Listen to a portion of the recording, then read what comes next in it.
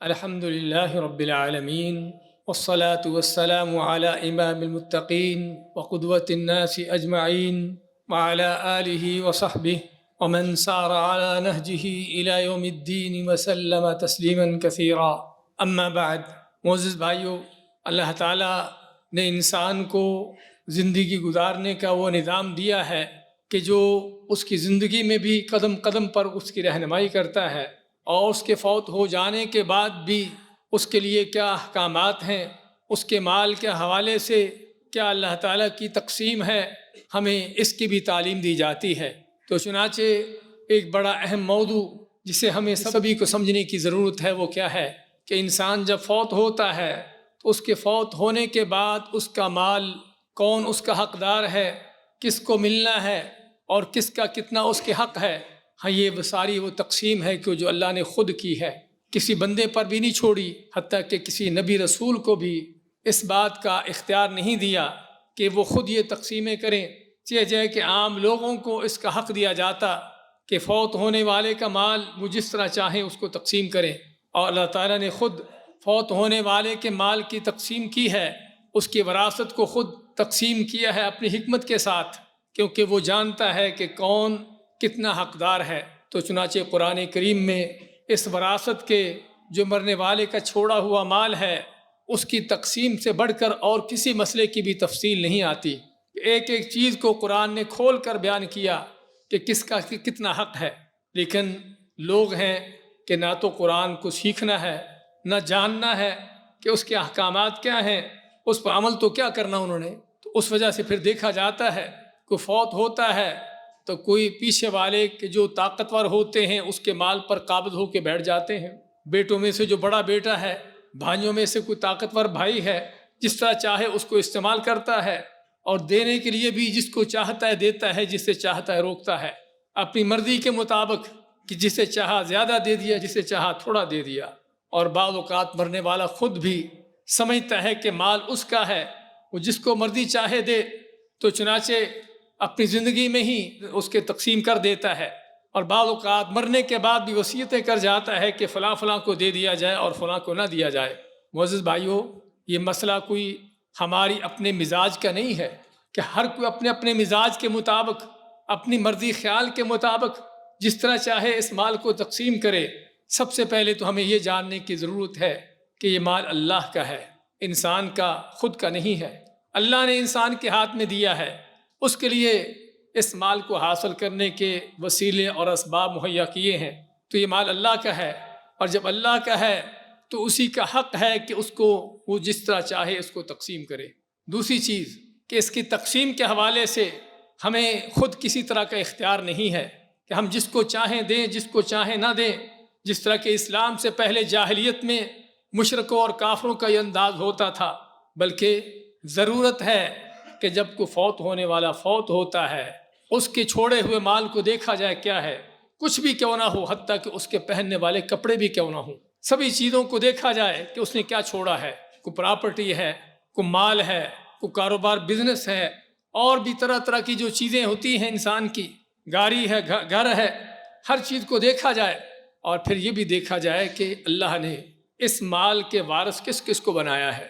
اس مال کے جو وارث چھوڑا ہوا ہے، اس کے وارث کون کون ہیں، قرآن و سنت میں ان کا بیان ہے، اور ان میں سے ہر ایک کا کتنا حق ہے اور کتنا اس کو دیا جانا ہے۔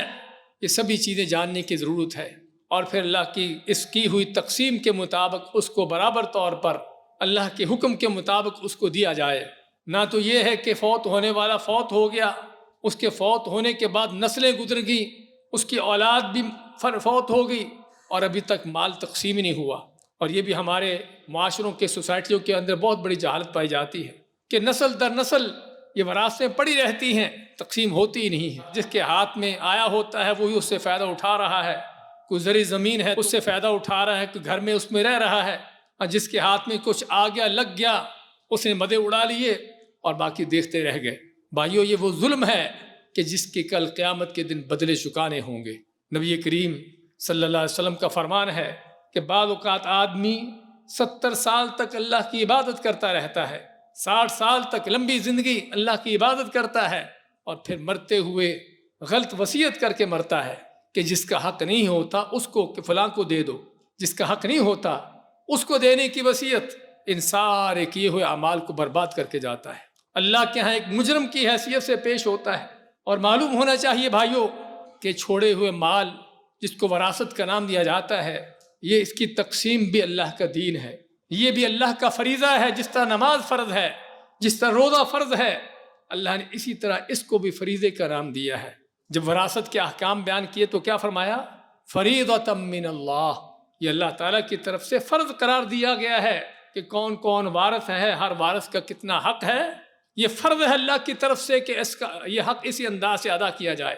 اور وراثت کی آیتیں مکمل کرنے کے بعد کیا فرمایا کہ جو شخص اللہ کے ان احکام پر چلتا ہے، اللہ کی ہوئی اس تقسیم کے مطابق اس مال کو تقسیم کرتا ہے، اس کے لیے کیا ہے؟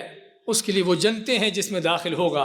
اور جو اس تقسیم کو غلط طریقے سے کرتا ہے، اللہ کی نافرمانی کرتا ہے، اپنے مزاج کے مطابق، اپنے ماحول معاشروں کے مطابق، اس کے مطابق کرتا ہے، وَمَن يَعْصِ اللَّهَ وَرَسُولَهُ يُدْخِلْهُ نَارًا خَالِدًا فِيهَا۔ اللہ ماتا ہے کہ جو اس حکم کے اندر بھی اللہ کی نافرمانی کرتا ہے، اللہ اس کو جہنم میں داخل کرے گا جس میں ہمیشہ رہے گا، چاہے وہ نماز تہجد بھی کیوں نہ پڑھتا تھا، روزے کتنے بھی کیوں نہ رکھتا تھا، اس کی نیکیاں عبادتیں کتنی بھی کیوں نہ تھیں، لیکن اللہ کے اس حکم کو نہیں مانا اور یہاں پر اپنی مرضی سے تقسیمیں کر دی، اللہ کی طرف سے جہنم کی سزا ہے۔ تو یہاں پر ان لوگوں کو کان کھول کر سننے کی ضرورت ہے کہ جو سمجھتے ہیں کہ یہ مال ان کے ہاتھ میں آ گیا، جس کو چاہیں دیں، جس کو چاہیں نہ دیں، جس کا زور چل گیا اس نے لے لیا، اور جو کمزور ان کو کچھ نہ ملا۔ یہ ابو جہل کا نظام ہے، اسلام کا نظام نہیں ہے۔ اور ابو جہل کے اس نظام پر چلنے والے کا انجام بھی پھر ابو جہل کے ساتھ ہی ہے۔ ہاں، وہ بھی عورتوں کو اس میں حصہ نہیں دیتے تھے، جس طرح کہ آج کے ابو جہل بھی عورتوں کا حصہ نہیں اس میں۔ طرح طرح کے شیطانی بہانے ہوتے ہیں کہ ہم نے بیٹی کا جہیز بنا دیا، بیٹی کو عیدوں پر یہ مال دے دیا، اس کو اتنے تحفے دے دیے۔ بھئی بیٹی کو تم نے دنیا جہان کے خزانے کیوں نہ دے دیے ہوں، تب بھی وراثت میں جو اللہ نے اس کا حق رکھا ہے اس کو مل کے رہے گا۔ ہم بھائی بھی اسی طرح سے کہ بہنوں کا ان کو بہت کچھ مل گیا ہے، ان کو باپ نے بہت کچھ دے دیا ہے، ان کا اور کوئی حق نہیں ہے۔ اسی انداز سے ابو جہل کی نسلیں آج بھی بہت پائی جاتی ہیں، زندہ ہیں۔ تو ایسے لوگوں کو اپنے انجام کے متعلق جاننے کی ضرورت ہے کہ اس طرح سے اللہ تعالیٰ کے اس نظام کو توڑ کر، اللہ کے اس تقسیم کی خلاف ورزی کر کے وہ اپنے لیے کس جہنم کا سودا کر رہے ہیں۔ ہاں، اسلام سے پہلے کافر مشرک بھی یہی کرتے تھے، عورت کو وراثت نہیں دیتے تھے کہ اس نے کون سی جنگ کرنی ہے، اس کو تو خود دفاع کی ضرورت ہوتی ہے۔ اور آج کے جاہلوں کے بھی اسی طرح کے طرح طرح کے فلسفے، بہنوں کو، بیٹیوں کو وراثتوں سے محروم کرنا۔ ہاں، بعض شیطانی حجتیں، دلیلیں کہ بہن لیتی نہیں ہے، ہم بہن لیتی نہیں ہے، اس کو دو کو تو لے گی نا، اگر نہیں لیتی تو کیوں نہیں لیتی؟ کیونکہ ماحول معاشرے کے اندر، سوسائٹی کے اندر ایسا جاہلانہ نظام چلا رکھا ہے کہ بہن اگر وراثت کا مطالبہ کر دے تو ظالم سمجھی جاتی ہے، اپنے حق کا مطالبہ کرے تو اس کو بھائیوں کا احساس ہی نہیں، باپ نے اس پر جو خرچ کیا ہے وہ سارا اس کو پتہ ہی نہیں کیا اس پر خرچ ہوا ہے۔